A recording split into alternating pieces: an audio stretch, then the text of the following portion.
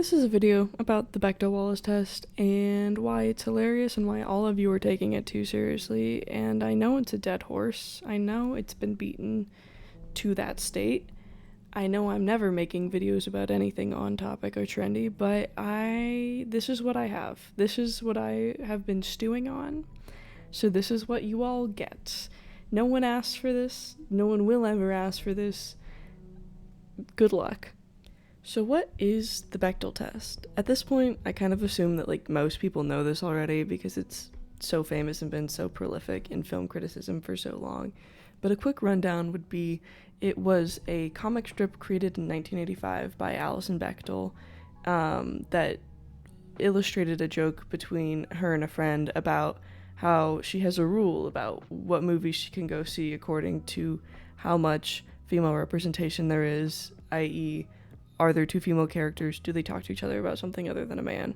Some versions now require the female characters to be named. The original didn't necessarily, but I think is still a pretty good addition. The Bechdel test obviously is very famous and has been used for a lot of stuff, but it was, interestingly, initially conceived as 100% a joke. And Alison Bechdel also contributes much of the credit for the quote-unquote Bechdel test to her friend Liz Wallace. So it seems to have been more of a group effort in that regard. Also, side note, from here on out, I'm going to be calling it the Bechdel-Wallace test because Alison Bechdel credits the idea significantly to Liz Wallace, and so she has gone on record saying that she would prefer for them both to be credited for it and not just her, so I will be doing that throughout this video. Okay, so first things first, let's start out with a little bit of context, right? As far as films go that do not pass the Bechdel-Wallace test, and that are, in my opinion, quite funny, you have gems such as the 2013 Avengers, Breakfast at Tiffany's, all of the original Star Wars trilogy, Shrek, and Ratatouille. That is my line of examples for this, and not a single one of them has any qualifications to pass the test. Some films that do pass the test, although perhaps unexpectedly, would be other such gems like Die Hard, Twilight, and the original Transformers. So, it doesn't really give you a solid indication of what that movie is going to be like, whether it passes or not. So that's another thing to bear in mind. Of course, if you also choose to operate using the test that does not require the female characters to be named, then Lord of the Rings trilogy squeaks by on about a 0.5 second clip of two extras speaking to each other, which the Lord of the Rings thing has become so famous at this point, it's a bit of a meme. The idea that the entirety of all of the films in which two women speak to each other is about 2 seconds, give or take, is just kind of objectively hilarious considering that the runtime of those movies combined is an entire day. Some movies that do sincerely pass the test and also provide some sincerely good representation would be films such as The Hunger Games, which passes the test in, I think, the very first scene, as well as other movies like The Virgin Suicides or Spirited Away, which feature a solid amount of interaction between named female characters throughout their runtimes. So I briefly want to touch on how the Bechdel-Wallace test relates to TV shows, because it was originally conceived in a comic about going to the movie theater to see full-length feature films. So the shorter runtime of a movie means that it is more likely to fail the test in theory because there's just less content and usually fewer characters. However, the funny thing is, a bunch of shows fail it anyway, which is just objectively hilarious in my opinion, because what do you mean you had 26 hours of runtime and at no point two women even briefly spoke to each other? That is just funny. So an interesting example of how this ends up playing out is Avatar: The Last Airbender, because it does technically-ish pass the Bechdel-Wallace test in the first couple episodes, because Katara talks to her grandmother about doing chores, but then they also immediately talk about Aang in the same interaction, so it's kind of debatable whether or not that counts, but I'd give it to it. She does say oh, Katara, you have chores, so technically that's a line of dialogue, not about a man, if we're being lenient. But it doesn't pass again until episode 14, It takes 12 episodes for it to pass again, and that's the fortune teller episode, where Katara talks to the fortune teller a bunch. But after that, she doesn't speak to another woman, because again, Katara's the only female main character at this point. Doesn't talk to another woman until episode 18, when they get to the Northern Water Tribe. So this gets a lot better once Toph is introduced, but even the first and subsequent seasons are also a lot better about having named female characters interacting with each other. But book 1 of Avatar: The Last Airbender surprisingly does not really knock it out of the park in this department, despite it being generally considered a pretty feminist show. So to really get into the meat of this, how much is the Bechdel-Wallace test really worth? And I feel like to start having this conversation, we need to establish once again that the Bechdel test isn't really a test, it's a bit. And I think we could really do well to remember that. Like, it's a very interesting metric to use, in my opinion, and the sheer simplicity of it is perfect for highlighting kind of the absurdity of how minuscule the female representation can be in a lot of very popular media, and like how bad that representation has historically been, because you can kind of take it as a metric to a large group of films and so on and so forth. And the simplicity is what makes it funny. It's, you know, the Lord of the Rings thing is hilarious, right? It has created a pop culture sensation in that way. Like the throwaway like background interaction being like, yes, this counts, is like, we're taking breadcrumbs. Like, okay, team, this is all we got. We're running with it. But I think, unfortunately, people have a habit of taking words or phrases critics or writers or journalists use to describe something and almost like pathologizing it into their vocabulary like it's a scientific fact. And the Bechdel-Wallace test is unfortunately a victim of this. So an example of how seriously this test gets taken, there's been a number of articles that criticize the Bechdel-Wallace test, but there's specifically one from Medium, the website, by a lovely journalist named Castellini, that kind of goes about talking about how the Bechdel test is in some ways non-feminist, which I think is a very interesting angle to take on this. But she kind of goes into detail about it being a quantitative analysis and not a qualitative one, how the parameters are too harsh, so on and so forth. And like, I'm kind of the mind that like this was a bit, not like the scientific process with parameters and a hypothesis, you know, like this was a comic strip. So I kind of differ in opinion there. She claims that the Bechdel-Wallace test is actually kind of sexist towards women, implies women are only valuable to the cause of feminism or treated well by filmmakers when they're around another woman, which is of course absurd. That's a line from her article. The test was originally a way of expressing kind of annoyance and exasperation with the lack of female characters, as well as their propensity to only talk about love interests when they are around. And the test was created by a queer woman.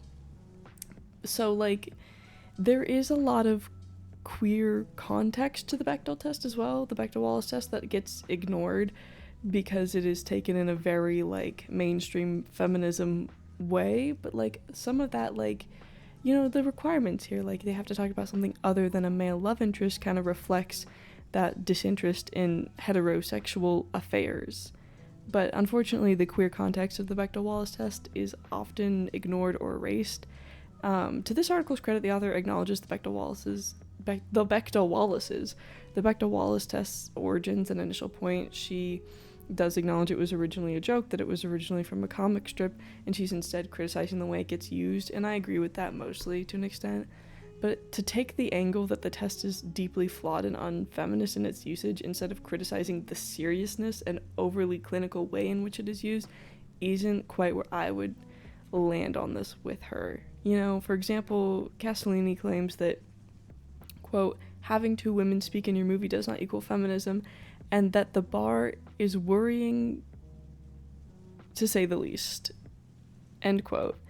And while I do agree with like the overall point she's making here, in my opinion, the context being that we're talking about the Bechdel-Wallace test kind of makes it a little bit different.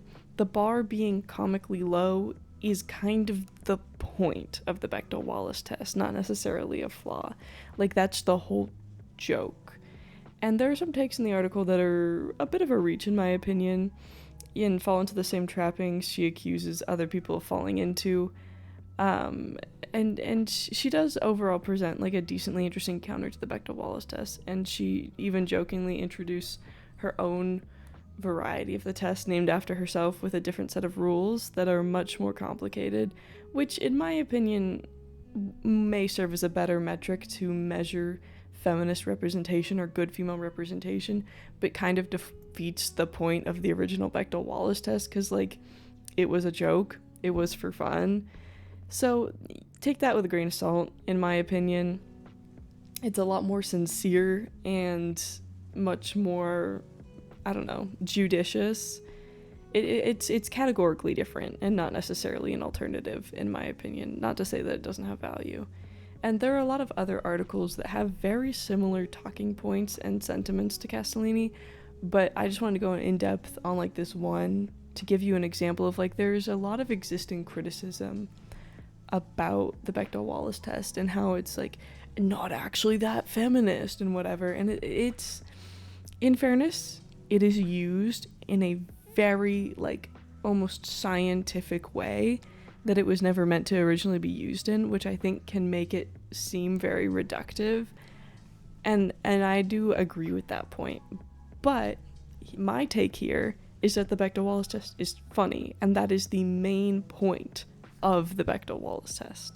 It's literally a bit and a way of poking fun at lackluster representation. It is not a serious literary metric the way some people pretend that it is, which isn't to say it's not useful, but like it was never that serious.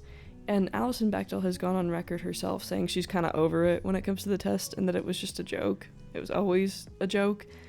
And I feel like this has happened before, right? I said this earlier, a lot of other writers and critics have had issues with their terminology getting kind of co-opted into something it's not, like the male gaze or manic pixie dream girl. Both of these terms were taken so far away from how they were originally used to serve someone's narrative, or just straight up from misunderstanding the original author, and they get turned into these like buzzwords, right? Like the guy who coined manic pixie dream girl said he like redacted it. He was like, I regret making up that word because now it just gets thrown around for anyone and anything. And the same thing happens with the male gaze, you know, like guys, let's be honest with ourselves. Like all the like the posting, the blogging, the TikToking about how like I stopped dressing for the male gaze. That's not what that ever meant. You guys are playing telephone. Like the male gaze was coined specifically in relation to camera POV in film. That's not to say that they're completely making things up. They're like almost talking about coming to the realization that a large part of feminine gender performance is based on being appealing to men in a heteronormative society, and how stepping away from that to the best of your ability can be liberating, but for some reason they're using a 1973 film theory term, and carrying this term outside film and into real life leads us back around to some like Margaret Atwood, you are your own observer, voyeur, whatever type stuff. That's something I'd kind of love to be free of someday as a woman. And the male gaze was initially coined to talk about art and like film and media, and literally being created from a male POV. If we want to talk about it like IRL, as we seem to be doing, I think we need a new word, because that's not what that was initially in reference to, and we risk having it lose meaning altogether the more we push and pull this thing around to fit just every single situation. You know, Laura Mulvey's definition of her own term and the way it gets used online now are very different. It's not the same. They're both adjacent to each other. They exist in the same world, but they're not the same, you know? And side note, I think you people need to step away from this like female gaze shit. I fear in our attempts to be feminist and progressive, we inadvertently galvanize the gender binary. You know, I also feel this way about girl math, but I will not be elaborating on that. If you are under some illusion that like the female gaze, as we seem to be calling it, is the liberation from the male observer, I would like to remind everyone that gender is a social performance, and just because you are leaning harder into feminine performance does not mean you are actually defying the structure. You are still within a binary, playing that by that binary's rules. And, like, you know, nice dichotomy, idiot. What lies outside of it? Like, you're having a thought, you're feeling a feeling, but you can't quite put it into words, so you drop in the buzzword to give the idea the impression of possessing the nuance you want it to have. And you all do this with gaslight as well, and that's not a real psychological term, it's slang from a movie. Either way, it gets used as a stand-in for lie or convince, which is not what that was supposed to mean, but, like, whatever. My point here is basically just, like, the more we take these terms into all these new contexts and use them for all these new things, or use them for similar but different concepts, we continually run these terms into the ground until they have no meaning anymore, and then we come up with new words, and then we do the same thing, and it's one of the downsides of the internet, in my opinion, is that we take these words and these terms and these phrases and we just turn them into a big fat pile of nothing, and I think I really wish that would stop. And I kind of feel this isn't necessarily what's happened with the Bechdel test, but it is close, right? Like, people still, like, there's rules, it's very clearly defined, so it's much more difficult to kind of mush it into something else the way that we have with other words. But I think at the same time, the meaning it's taken on is vastly different than the one it started with. It's a similar thing, and obviously this happens in language all the time to some degree, but it happens so fast and so carelessly with some stuff, especially in, like, media criticism on the internet now, that it really bothers me, you know, especially, like, male gaze and gaslight and whatnot. Like, those phrases mean things, but they don't anymore. They really don't mean anything anymore, because if I use them in the quote-unquote original way, I'm not talking about the same thing that anyone else is anymore, you know? And I think that's fine to some extent, because language evolves always. But at the same time, I do see this repeatedly with content creators taking these buzzwords that are trending on social media and then making a video about it that absolutely misrepresents what that word or that phrase is supposed to mean. And it's just kind of infuriating to see people with power kind of perpetuate these, like, misunderstandings. Either way, this is all to say that the Bechdel-Wallace test is not that fucking serious, and it never was. It's funny and it's clever, and I don't want to hear shit from people who take it uber serious and proclaim that we must do away with the Bechdel-Wallace test, because it was never that serious. What you need to do is take a deep breath and look up where it came from, because it was never that serious. Film criticism and, like, quote-unquote cultural discourse can be really up its own ass sometimes, and I think that's important that we, like, take a deep breath and realize that a buzzword or a concept is just that. Like, it's subjective. Someone came up with it. And, you know, maybe we can try coming up with our own ideas instead of regurgitating and butchering someone else's terminology and then arguing about it. Just a thought.